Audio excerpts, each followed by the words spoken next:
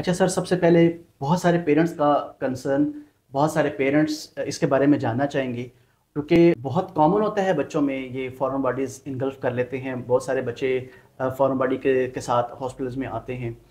एक तो definitely timely, एक तो मैंने पूछना होगा आपसे कि कितने टाइम में वो अस्पताल में पहुंचते हैं, तो उसमें आप एंडोस्कोपिकली इसको निकाल लेते हैं।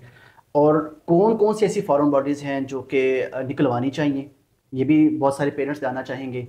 और ये भी बताइएगा कि कौन सी फॉरेन बॉडीज़ जो हैं या कौन सी चीज़ें ऐसी होंगी जो डेंजरस होंगी और उसका फ़ौरन से निकालना ज़रूरी है, और कौन कितने दौरानिए के अंदर वो निकाल ली जाए तो वो सेफ़ होता है, और कौन सी फॉरेन बॉडीज़ ऐसी होंगी जिनके लिए आप वेट करते हैं और वो कितना वेट करते हैं।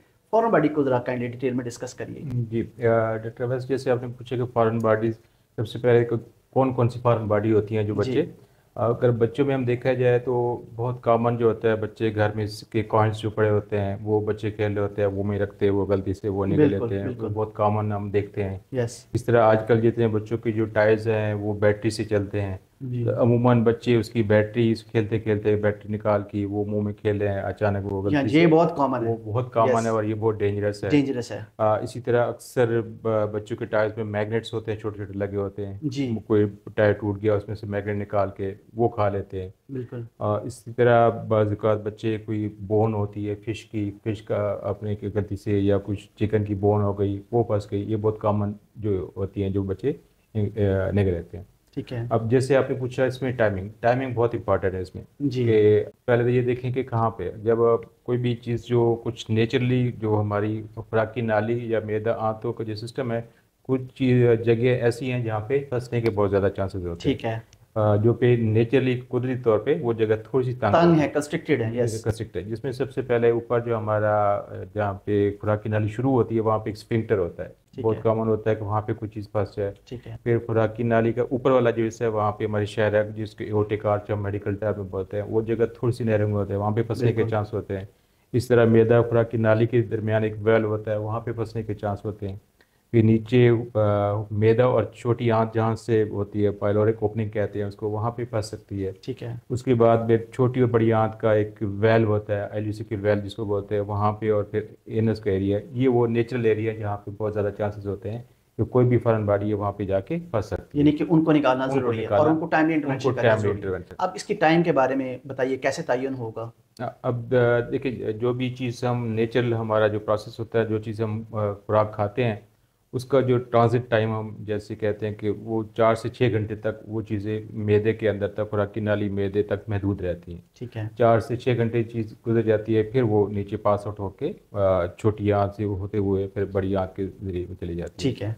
अब कोई भी चीज़ अगर इन फॉरेन बॉडी बच्चे ने ले ली, वो अगर 4 से 6 घंटे के अंदर तुम्हारे पास आ गया, तो वो खुराक की नाली या मैदे के अंदर, या छोटी आंत जिसको हम ड्यूडियम कहते हैं, वहाँ तक पड़ी होती है। क्योंकि जब नॉर्मल एंडोस्कोपी करते हैं, इसके ज़रिए हम जो छोटी आंत ड्यूडियम तक हम जा सकते हैं, ठीक उसका है। कैमरा वहाँ तक जा सकता है। ठीक है। तो इस जगह पे जहाँ पे भी हो, हम उसको ईजिली निकाल सकते हैं। ठीक है।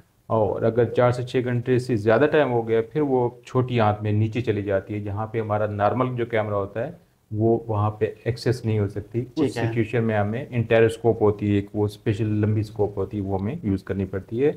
या सम टाइम ये होता है कि ऐसी चीज़ जो हमें निकालनी भी है लेकिन हम्म। वो नीचे चली गई है, ठीक है। तो उसमें हमारा वो कैमरा भी ना पहुंच सके, ठीक फिर है। उस सिचुएशन में मेन सर्जन का रोल आ जाता है। ठीक है। सर्जन उसको पेट चाक करके उसको निकाल, डिपेंड करता है कि वो डिपेंड किस करता है। टाइप की फॉरेन बॉडी है। बिल्कुल बिल्कुल, इस टाइप बिल्कुल। के फार्म ठीक है। बॉडी। यानी मेटेलिक हो गई या फिर जो एल्कलाइन बैटरीज हो गई, ये इन चीज़ों को तो किसी कीमत पे भी निकालना ज़रूरी है। जी बिल्कुल, जैसे आपने कहा कि मुख्तलिफ कुछ चीज़ें होती हैं कि जो उसको हम वेट एंड सी कर सकते हैं कि ठीक है। अगर वो चीज़ें यहाँ से चली गई, खुराक की नाली से इम्पेक्ट नहीं हुई, नीचे चली गई, चांसेस होते हैं कि वो निकल आए। जैसे कुछ छोटा 2.5 सेंटीमीटर से नीचे कोई कॉइन्स वगैरह हो, वो सम टाइम निकल जाते हैं। एक जगह नीचे जो छोटी बड़ी आंत का एल्यूसिकल वेल है, वहाँ पे फंसने का चांस होता है, वहाँ से निकल गया तो फिर इतना इशू नहीं होता।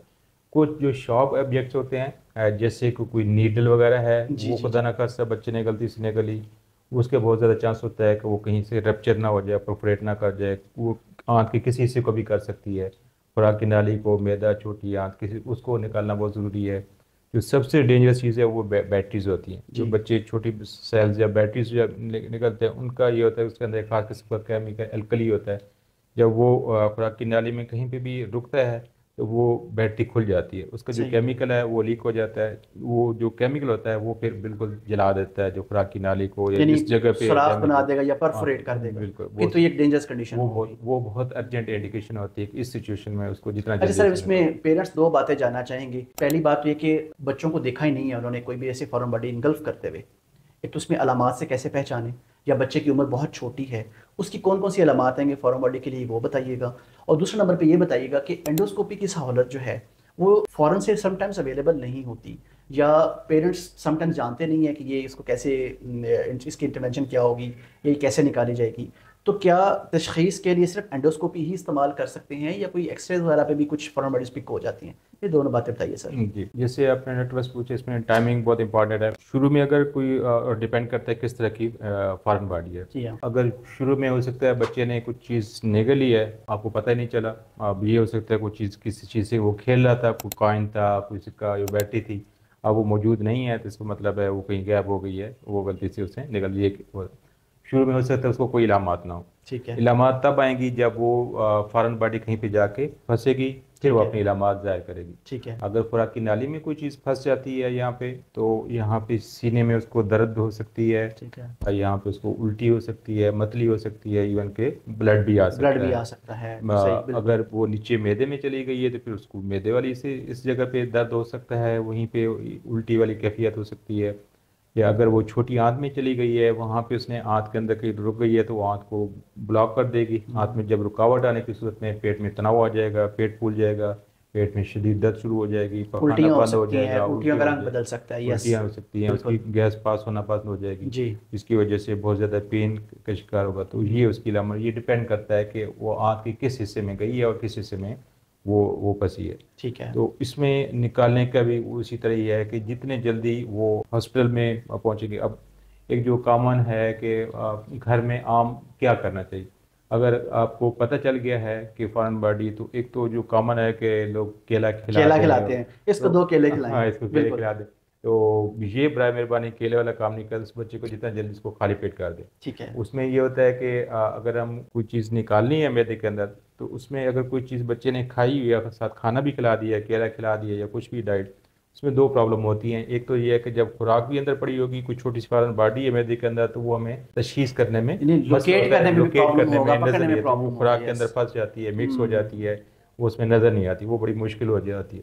दूसरा सबसे जो एक और इसका नुकसान होता है कि अक्सर हमें जब ये एंडोस्कोपी बच्चों को भी करते हैं, तो उसमें हमें बेहोशी देनी होती है जी हाँ। और उसको सुलाना होता है। अब बेहोशी अगर जब देते हैं, आपको बेहतर पता है, आप बच्चों के शोबे से ताल्लुक़ रखते हैं, तो वो अगर बेहोशी वाली कंडीशन में अगर खुराक में को पड़ी है मैदे के अंदर, तो वो वापस सांस की नाली में जा जा सकती है, सकती हैं, जो एस्पिरेशन हो उसकी सकती है। जानलेवा साबित हो बिल्कुल। सकती है। इसलिए बराए मेहरबानी जब भी इस तरह का आपको पता चलता है, तो बच्चे को कुछ खिलाएं पिलाएं नहीं, मुकम्मल इसको खाली पेट कर दें। एक चीज़ और भी सर हो सकती है कि अगर जितनी बच्चा को खुराक दी जा रही है, तो जो मेदे और आंत की एक नॉर्मल मूवमेंट है जिसको हम हाँ, पेरिस्टालसिस कहते हैं, बिल्कुल इसका मतलब है कि वो मूवमेंट भी उतनी तेज़ हो जाएगी, बिल्कुल। गैस्ट्रिक जूसेस ज़्यादा निकलना स्टार्ट हो जाएंगे। अगर मूवमेंट तेज़ हो जाती है तो वो इसका उतनी मतलब है ज़्यादा फॉरेन बॉडी और दूर अपनी जाना, ज़्यादा आगे ट्रैवल करती जाएगी, उसको बिल्कुल पकड़ना और मुश्किल हो बिल्कुल। जाएगा। और एक बिल्कुल। और तीसरा क्वेश्चन आपने पूछा कि तशखीस के लिए और क्या है। तशखीस का सबसे जो पहला मरला जो होता है वो एक्सरे होता है। हम्म। हम उसको एक्सरे करके सिंपल, वो हर जगह से इजीली हो जाता है, कहीं से भी अगर आपको एक्सरे, तो आजकल हर जगह पे नज़दीक तरीन किसी भी छोटे अस्पताल में, लैब्स में मौजूद होता है। आप फ़ौरन उसका एक्सरे करके उसको लोकेट कर सकते हैं। और जिस जगह पे फॉरेन बॉडी होती है, अमूमन 90% जो फॉरेन बॉडीज़ होती हैं वो मेटालिक होती हैं, तो वो एक्सरे में नज़र आ जाती नज़र है। आ जाती हैं, बिल्कुल। सबसे मेन जो इसका तशखीस हम्म। का पहला मरला वो एक्सरे है। ठीक है। और अगला मरला जितनी जल्दी हो सके आपके करीब तरीन जो भी कोई गैस्ट्रोएंटरोलॉजिस्ट जहाँ पे एंडोस्कोपी की सहूलत मौजूद हो, तो वहाँ पे आप फ़ौरन पहुँचे ताकि उस कैमरे के जरिए इसको निकाला जाए।